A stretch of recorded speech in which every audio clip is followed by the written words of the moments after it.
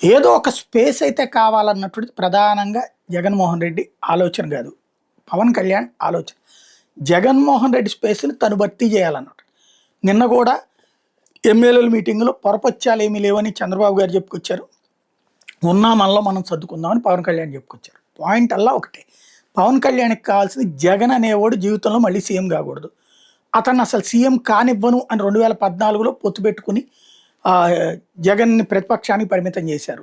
2019లో జగన్ వ్యతిరేక ఇదే తెలుగుదేశం ప్రభుత్వ వ్యతిరేక ఓటుని చీల్చడం ద్వారా జగన్‌ని అధికారంలోకి రానీయకుండా చూడడానికి నానా ప్రయత్నాలు చేశారు. తీరా చూస్తే విఫలమై జగన్ సీఎం అయ్యాడు.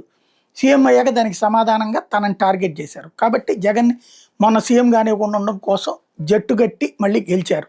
ఇప్పుడు 3 టర్మ్స్ ఇంకో 15 సంవత్సరాలు అనేది ఏంటంటే జగన్ అధికారంలోకి రానీయకుండా ఉండటం అన్నటువంటి.